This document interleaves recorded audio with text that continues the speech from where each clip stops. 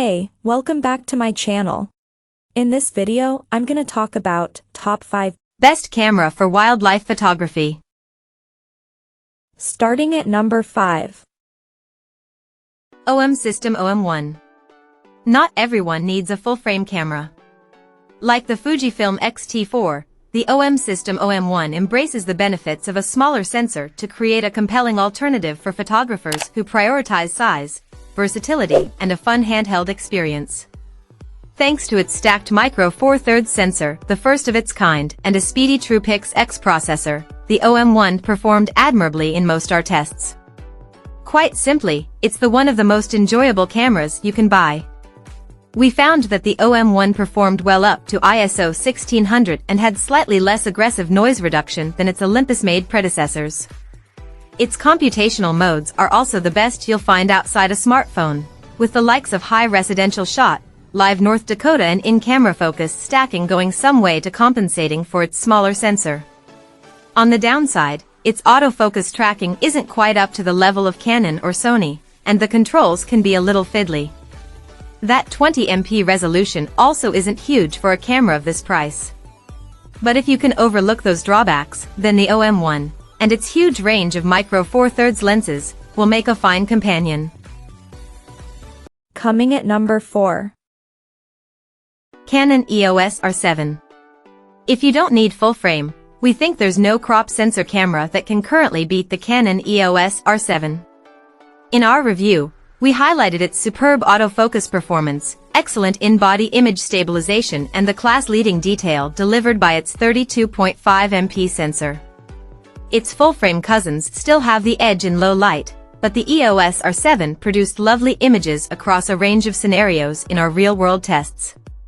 We were also impressed by its 30 frames per second burst speeds, which make it a great choice for sports and wildlife enthusiasts. Our tests also found the EOS R7 a nice camera to hold and use, with a decent grip and generous spread of direct access controls. Dual UHS-2 card slots are a welcome bonus, while the ability to record uncropped 4K/60p video output makes the EOS R7 a tidy all-rounder. The only major drawback at present is the continued lack of native lenses, an issue not suffered by alternative APS-C cameras such as the Sony A7 IV and Fujifilm X-T5. At number 3. Canon EOS R10. It isn't the cheapest option for beginners, but we think the Canon EOS R10 is the best camera for those starting their photographic journey. Spiritual successor to Canon's popular mid-range DSLRs, the EOS R10 has two standout skills: impressive subject tracking autofocus and speedy 15 frames per second burst shooting, which was previously unheard of at this price. Both combine nicely to make the EOS R10 a versatile little camera for shooting all kinds of subjects, from portraits to speeding pets.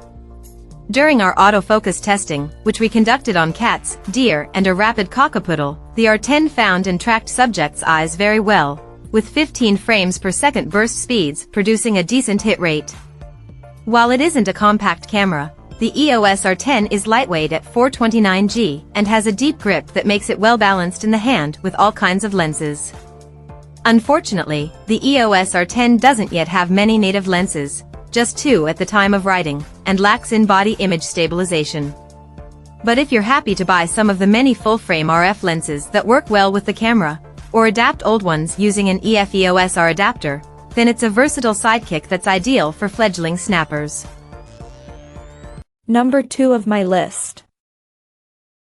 Sony A7 R V. The Sony A7 R V takes up the mantle from the A7R IV as Sony's sharpest full-frame mirrorless camera. As we found in our review, it also solves several of the A7R IV's drawbacks to become a more complete professional camera. A new 61MP sensor and Bion's XR processor team up to deliver remarkably detailed stills. 8 stops of image stabilization made it easy to shoot handheld in testing, too. We were also impressed by the effectiveness of real-time recognition AF. It's not perfect, but it can generally detect a range of subjects and capture them crisply. From our time with the A7R V, we think its level of detail makes it best suited to landscape and studio work. Do keep in mind that it only produces its best results when paired with top-spec lenses, which will add heavily to the already high price tag. The A7R IV offers the same resolution, but we do think the A7R V is the better camera overall, particularly with a sharper EVF that makes framing a joy. That said, if you don't need so many sensor pixels, you'll find better value for less elsewhere. And number 1. Sony A7 IV. Following the fantastic A7 III was never going to be easy, but the A7 IV is a worthy successor. With a new 33MP sensor that's solid for both stills and video, it's a compelling mirrorless option for hybrid shooters. In our review, we called it a brilliant blend of photographic power and video versatility. A price hike does mean it's no longer an entry-level full-frame camera like its forebear, but a Bion's XR processor powers solid performance that broadly justifies the extra expenditure. The A7 IV also benefits from Sony's class-leading autofocus skills, plus upgrades like 10-bit video and an almost endless buffer depth with a CF Express card. Our tests found this buffer to be more generous than most photographers will need, with image quality leaning more towards resolution than low-light performance. There are compromises elsewhere, as well. There's a heavy crop on 4K footage and it isn't the simplest camera for beginners to use. The Canon EOS R6 also offers faster burst speeds for a similar price. But considering its powerful versatility and higher resolution, the Sony A7 IV deservedly takes our number 1 spot. Check out this video description for latest price and more informations. Thank you for watching this video. Please subscribe and stay tuned.